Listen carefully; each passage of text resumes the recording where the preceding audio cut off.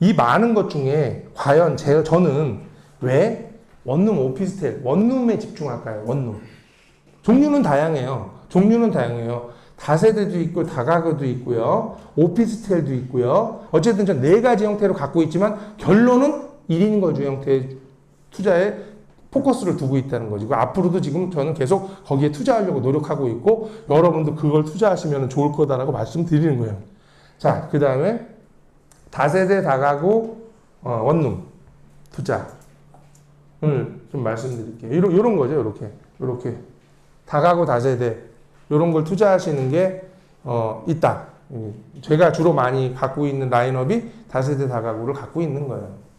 이게 수익률은 좋은데 손이 많이 가요. 아까 말씀드렸죠. 상가 갖고 있으면은 음료수 얻어먹는데 이거 갖고 있으면은 만나면 막 도망 다녀야 된다고 그런 상황이에요.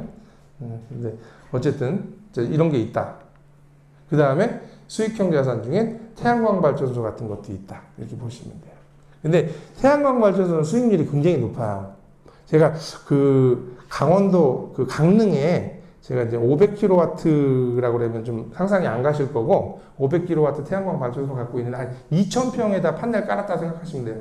2,000평 정도에다가 그 정도 이렇게 쭉 밭에다 이렇게 막 깔아 놓잖아요. 이거를 2,000평 정도에다 깔아 놨다고 생각하시면 500kW인데 지금 전기세가 엄청나게 비싸져 가지고 뭐 한 1,500만 원, 1,800만 원 이 정도 나오는 것 같아요. 한 달에. 근데 제가 손볼 게 없어요. 한전에서 그냥 주는 거니까. 전기는 그냥 역생산에서 나가는 거죠. 생산되면 나가는 거고, 저는 휴대폰으로 모니터링으로 오늘, 왜 햇볕 졌는데 돈 안 들어오지? 이거 보기만 하면 돼요.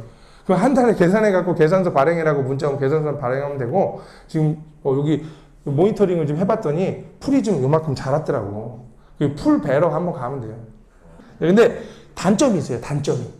그러니까 이거를 수익형 자산에 포함시키지 않는 이유 중에 하나가 수익형 자산은 맞는데 약간 사업성을 띠고 있는 게 우리가 대부분 갖고 있는 아파트라든지 여태까지 보여드린 자산들은 자산이 가격이 계속 상승해야 되잖아요. 그죠? 상승해야 되고 내가 거기서 월세를 받고 계속 있다가 마음에 안 들면 얘를 팔아도 이득이 생겨야 되잖아. 그런 투자를 해야 되는데 이 녀석은 설비 투자를 한 거기 때문에 감가상각되는 거예요. 계속. 그러니까 한 20년 넘으면 효율이 계속 떨어져요. 점점 설치하고 나서 계속 효율이 떨어진대요. 20년간 계속 떨어져서 20년 지나면 이제 다 폐기물 처리해야 되는 거죠. 그럼 땅만 남는 거지. 근데 여기 태양광 설치지에 있는 그 땅이 뭐 올라야 얼마나 오르고 깊은 산속 옹달샘에 있는 건데 안 오른다는 거지. 그러니까 그걸 감안하기 때문에 더 많이 주는 거다라는 거예요. 많이 주는 거다. 그리고 지금처럼 우리가 그 원유값이 많이 올랐을 때는 이게 많이 올라요. 그러니까 우리 전기 가격이 우리는 맨날 일정한 금액으로 전기료를 내고 있잖아요. 근데 실제 한전이 공급받는 가격은 원유랑 연동돼 있어요. 석유값하고 연동돼 있어서 석유값이 오르면 많이 올라받아요. 그래서 한전 적자가 지금 최대 5조 적자 났다고 그러나 막 그러잖아요. 다음 갈게요. 그래서 이제 여러 가지 뭐 특허를 하거나 음원을 하거나 뭐 책을 쓰거나 유튜브를 하거나 네이버 뭐 카페를 한다든지 이런 식으로 해서 수익형 자산을 만들어내시는 분들도 많이 있죠. 그죠? 그래서 이렇게 운영하시는 분들도 있다. 그런데요. 이 많은 것 중에 과연 저는 왜 원룸 오피스텔, 원룸에 집중할까요? 원룸. 저는 주로 갖고 있는 라인업이 90% 아마 80% 정도가 이 원룸에 해당돼요. 원룸. 1인 거주 형태의 집이다 이런 거예요. 종류는 다양해요. 다세대도 있고 다가구도 있고요. 오피스텔도 있고요. 생활용 숙박시설도 있고 여러 가지가 있고 요즘엔 더 이상한 것도 생겼다고 하는데 어쨌든 전 네 가지 형태로 갖고 있지만 결론은 1인 거주 형태의 투자에 포커스를 두고 있다는 거죠. 앞으로도 지금 저는 계속 거기에 투자하려고 노력하고 있고 여러분도 그걸 투자하시면 좋을 거다라고 말씀드리는 거예요. 자, 그 이유를 한번 설명드릴게요. 이 거의 강의 끝이라고 보시면 돼요. 자, 첫 번째 이유는요, 미래 가치예요. 미래 가치. 뭐요? 미래 가치가 좋아요, 이게? 이상하죠? 한번 들어봐요. 자, 일단, 우리는 고령사회 지금 노인 점점 늙어가고 있죠, 우리나라. 그거 다 아시잖아요. 이거 굳이 제가 설명 안 해도 아시죠? 늙어가고 있어요. 늙어가고 있는데 인구는 감소하고 있죠. 인구는 2030년부터 감소한다고 그랬는데 지금 이미 감소가 시작됐어요. 다 알고 계신 내용이죠? 다 알고 계신 내용이에요. 근데 세대는 증가하고 있어요. 세대라는 게 뭐야? 한 가구에 구성하는 원인이 점점 쪼개지고 있다는 거예요. 그렇다는 얘기는 뭐냐면 저 같은 경우는 4인 가족이지만 이제 1, 2년 지나면 자녀들이 이제 나가서 살 거 아니에요. 다 컸단 말이에요. 나가 살아. 그러다 마음에 안 들면 또 각자 살아. 조론하잖아요. 조론. 그럼 또 1인 가구에 4명이 살다가 각자 4인 가족이 될 수도 있는 거고 최소한 둘이 행복하게 살아야 둘이 2인 가족 되는 거예요. 그죠? 2인 가족. 애들 나갈 거고요. 근데 그럼 그들이 다시 둘이 합쳐서 살아줘야 되는데 합치질 않는다는 거예요. 결혼하질 않는다는 거지. 결혼율이 많이 떨어지고 출산율도 떨어지는 건 다 아는 사실이잖아요. 얘기 안 해도 되잖아요. 그죠? 같이 합쳐 살지 않기 때문에 세대수가 감소하지 않고 계속 증가한다는 거예요. 인구는 감소하는데 세대수는 증가하고 있다는 거죠. 대한민국이. 그럼 어떻게 된다는 얘기예요? 점점 작은 집에 1인 거주의 형태의 집이 필요하다는 거지. 이해 가시죠? 다. 네. 그래서 지금 실제 그래프를 보면은 가구 세대수는 증가하고 있고요. 인구는 이제 감소의 국면으로 평행선을 유지하러 가고 있다는 거죠. 그럼 결국은 우리가 갈망하고 희망했던 40평대 아파트들은 과연 누가 살 거냐는 거예요. 2025년 얼마 안 남았어요. 2030년 한번 볼게요. 이 보라색이 4인 가족이거든요. 4인 가족 정도 돼야 50평대 아파트 사는 게 좀 적당히 맞잖아요. 밸런스가. 그런데 4인 가족이 11%밖에 안 돼요. 근데 지금 40평대, 50평대 아파트 매우 많죠. 여기다 누가 들어가서 할까요? 10% 이상 졌는데 어떡할 거예요? 점점 결혼도 안 하잖아요. 그러니까 내가 지금 샀는데 다음에 이어받아서 사줘야지 오르는 거잖아. 이어받아줄 사람이 없잖아, 지금. 이거 심각한 상황이에요. 그럼 결국은 작은 평수의 집으로 갈 거니 1인이 거주하는 집이나 2인이 거주하는 집의 형태로 바뀔 거라는 거지. 그게 필요한 건데 그게 필요해서 그걸 많이 줘야 돼요, 사실은. 근데 정부에서 그거 안 짓고 아파트 줘준다잖아. 그죠? 정부에서 아파트 줘주는 계획을 지금 잡고 있잖아요. 30평대, 40평대 아파트 줘달라고 우리 국민들 노래하잖아요. 왜 그런 거예요? 왜 그걸 노래하는 거예요? 우리 유권자들은 대부분 아파트 줘달라고 하죠.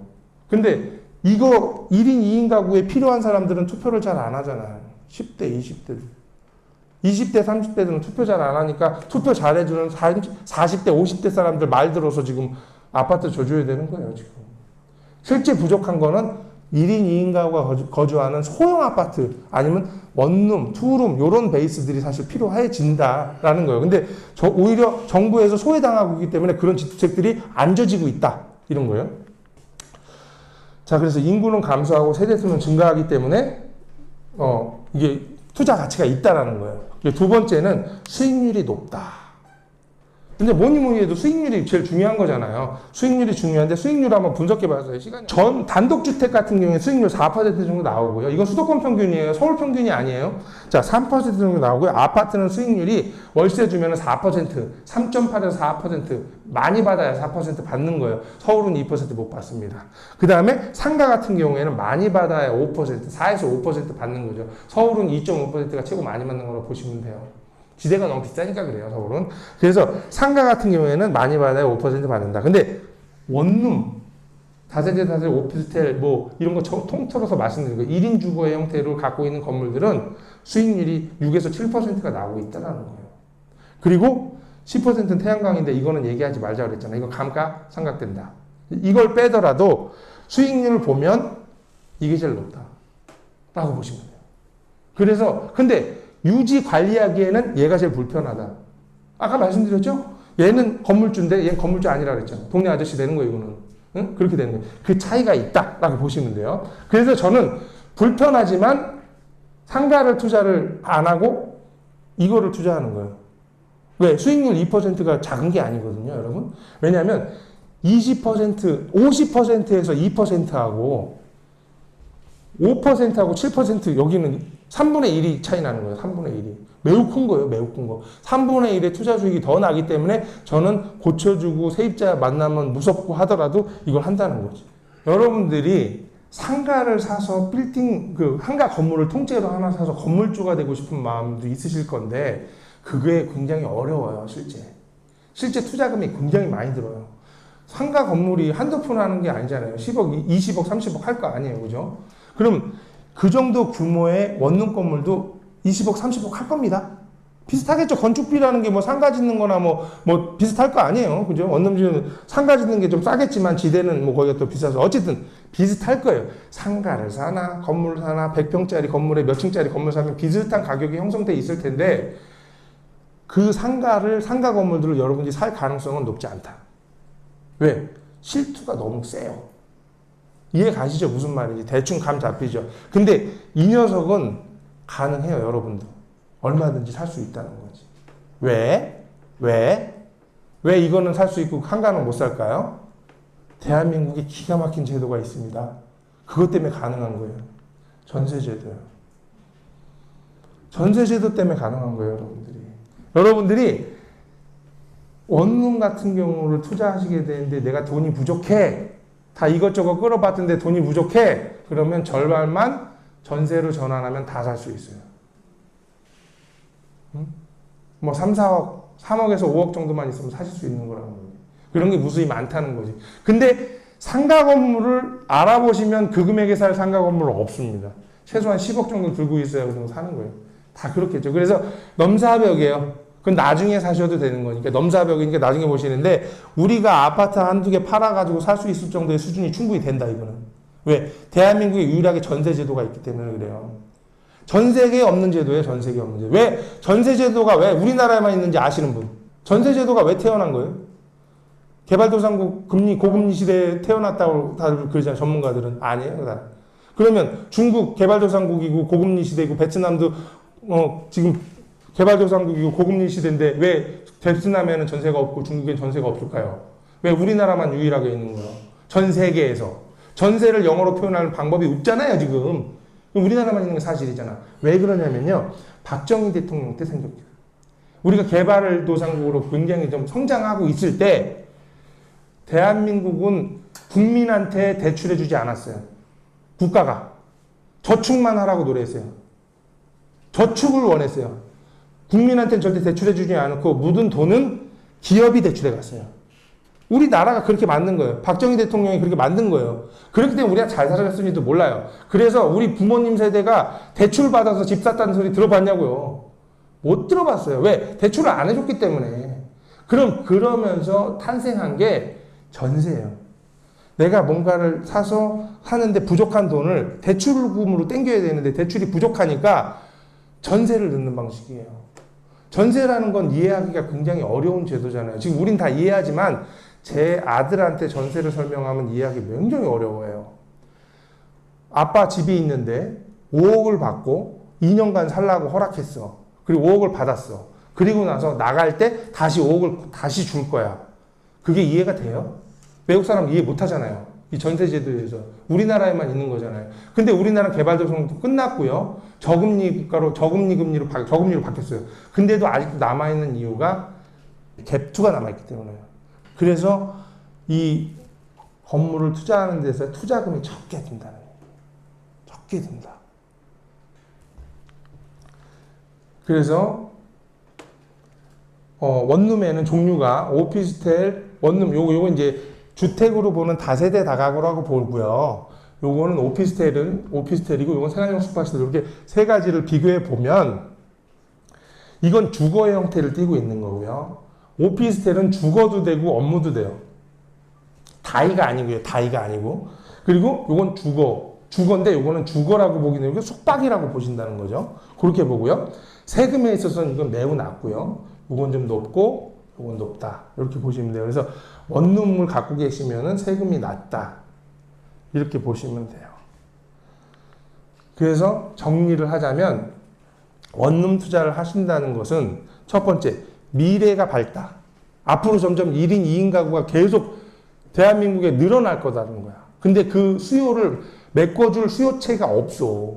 정부에서 안 줘준단 말이야. 그죠? 우리가 정부에서 하는 일이 뭘까요? 이게 우리 정부에서 임대주택을 지어준다고 지금 많이 노력을 하잖아요. 그러면 세 가지로 나눌 수가 있어요. 자, 정부에서 뭘 하냐면 첫 번째는 정부에서 하는 얘기가 LH 영구 임대 아파트 져서 서민들한테 제공하고 있잖아요. 그죠? 그래서 그거 뭐 60제곱미터 이하 24평 정도의 최대 24평 정도의 임대 아파트를 줘서 영세민들한테 제공하는 업무를 하고 있잖아요. LH에서. 그리고 근데 그것도 지금 벅차. LH가 더 멋지고 있잖아. 돈이 없어서. 그리고 두 번째로 하는 게 뭐예요? 기업이 84제곱미터 이하 정도의 아파트를, 그러니까 34평 이하 정도 아파트들을 임대 아파트로, 영구 임대는 아니고 8년 뉴스테이 해가지고 8년 내지 10년 정도를 장기 임대했다가 분양해주는 형태로 지금 주고 있는 거잖아요. 그게 뉴스테이라는 거예요. 박근혜 대통령 때 만들어진 제도예요. 그래서 그게 기업이 한 역할을 하고 있는 거예요. 그러니까 왜 가난한 사람들은 왜 24평에만 살아야 돼? 34평에도 살 수 있고 나중에 이거를 분양해 줘야 돼. 그래야 기업도 먹고 사니까. 그래서 이걸 10년 안에 분양해 주는 조건으로 두 가지 몫을 하고 있는 거예요. 세 번째, 개인이 하는 목표는 원룸 형태의 주택들을 우리 지금 시작하는 사회 초년생들한테 제공해 주는 목적을 갖고 있다는 거죠. 그게 주택임대사업자의 역할이에요. 그래서 세 가지가 삼박자가 맞아 떨어져야 대한민국 임대시장이 안정화될 거라는 거지. 근데 지난 정권에서는 미안하지만 이 세 가지 순환이 제대로 안 들어가게끔 다 막아놨었잖아요. 그러다 보니까 그럼 LH가 알아서 다 져줬어야 되는데 LH가 다 마련하지도 못하고, 그러니까 1인 주거 형태의 집들은 점점 규제 속에 갇혀서 점점 감소하고 있다는 거죠. 직구는 있지만 수요를 못 받쳐줄 정도로 지금 부족한 상태가 지금 벌어지고 있어요. 그래서 여러분들은 미래 가치를 보시고 수익률이 높으니까 투자하시라는 거고, 세금이 현재까지 낮다는 거죠. 언제까지인지는 아니에요. 언제까지는 아니에요. 지금도 계속 그게 어떻게 될지는 모르겠고, 임대차 3법의 그 기조가 어떻게 바뀔지 모르기 때문에 그건 모르겠지만, 어쨌든 현재까지는 세금의 판이 가장 낮은 거다는 거예요. 그리고 네 번째로는 전세제도가 남아있기 때문에 실제 투자금이 매우 낮게 형성돼 있다. 이렇게 보시면 된다는 거죠. 중과되는 거요. 예, 뭐 이게 건물을 사서 이제 다주택이니까 결국은 중과돼서 시세 차익 난만큼 내는 건데요. 일단은 수익형 자산을 갖고 계신 분들은 팔 거를 생각하고 사지 않아요. 그러니까 이 차익형 투자하고 수익형 투자의 간단히 예를 들어보면 이런 거예요. 차익형 투자는 연애 같은 거예요. 연애. 마음에 든다. 이쁘다. 이러면 사귀어 볼 수 있잖아요. 사귀어 볼 수 있지만 결혼은 어때요? 안 그렇죠? 이쁜 것만큼은 해결이 안 돼. 집안도 봐야 되고, 학벌도 봐야 되고, 종교관도 봐야 되고, 다 봐야 되잖아요. 그리고 결혼을 하면서 이혼할 걸 전제로 결혼한 사람 없죠. 근데 연애는 안 그렇죠. 좀 마음에 안 들면 헤어지면 되지. 뭐 이렇게도, 성격이 좀 마음에 안 드니까 일단은 만나보다가 아니면 헤어지자고 하지. 이럴 수 있잖아요. 그건 차익형 투자. 근데 수익형 투자를 하시는 분들은 절대 사면서 나 이거 팔아야지라는 전제로 사진 않아요. 근데 양도소득세는 장기 보유했기 때문에 얼마든지 이익 창출이 생겼다는 거지. 제가 갖고 있는 건물을 예를 들어보면 제가 산지 한 3년 정도 됐는데 5억 정도가 올랐어요. 건물이. 5억 정도가 올랐는데 3년 동안 월세가 7천만 원씩 3년을 받았다고. 2억 1천만 원을 받은 거예요. 5억이 올랐어요. 그럼 5억이 올라서 그 시세 차익 해가 양도세 낸들 그게 뭐 아시냐고. 그러면 다른 사람 아파트 사서 8억 올려놔. 내 이거에서 이거 받는 게 오히려 양도세는 적게 내잖아요. 그러니까 상가가 있는 원룸은 많지 않아요. 실질적으로 그런 건 거의 없어요. 그러니까 원룸이 아니고 그냥 다세대, 투룸 주인 세대 뭐 이렇게 있는 것들이 있을 거예요. 그게 있고 원룸은 오로지 원룸 뭐 1.5룸 이렇게 있는 게 있지 상가하고 있지는 않아요. 아예 다른 재화라고 보시면 돼요. 그러니까 그거는 상가주택이다 이거지. 상가주택. 선생님 생각하시는 거는. 근데 그거를 결론적으로 보면 저는 뭐 어떤 자산이든 투자하는 순간 수익이 돌아오는 건 맞잖아요. 둘 다. 근데 많이 들어오는 녀석을 살 거라는 거지. 근데 많이 돌아오는 녀석은 방이 많은 녀석일수록 많이 돌아오게 돼 있어요. 그러니까 상가보다는 원룸이 방이 많은 녀석이 수익이 많다는 거죠. 그러니까 여러분 빌라 같은 거 우리 연립주택이라고 하잖아요. 반지하 2개, 뭐 1층, 2층, 4층 이렇게 있잖아요. 이거 월세 받아야 얼마 못 받아요. 원룸을 많이 받지. 다세대랑 다가구는 태어날 때부터 정하는 거예요. 그래서 내가 지을 때 다세대라고 선언하고 질 수가 있고요. 예를 들면 이런 거예요. 우리가 연립 빌라 다시 설명드리면 우리 빌라 지면 각자 분양하려고 졌잖아요. 그러면 이거는 다가구가 아니고 다세대겠죠. 근데 그거를 한 명이 소유해서 난 세 주려고 해. 그러면 다가구로 질 수도 있어요. 그러니까 내가 선언하기 나름인데 다가구는 약간 규모가 낮은 거예요. 3층까지 질 수 있는 규제가 있는 거고 다세대는 그 이상의 건물인데 그렇다고 해서 안 되는 건 아니다 서로. 그런데 그럼 변경할 수 있냐고 여쭤봤잖아요. 변경 가능합니다만 이건 조건부예요. 내가 이 주차 대수가 서로 상이하기 때문에 그걸 충족한다면 바꿀 수 있는데 그렇게 못 바꾸는 건물도 있어요. 그러니까 바꿀 수는 있지만 그 다세대나 다가구에 다세대 갈 때 그 요건들을 만족시켜야 되는데 그게 만족이 안 되면 못 바꿀 수가 있어요. 오늘 너무 좋은 강의 주신 한일주 대표님께 박수. 네. 네, 감사합니다. 다음에 또 뵙겠습니다.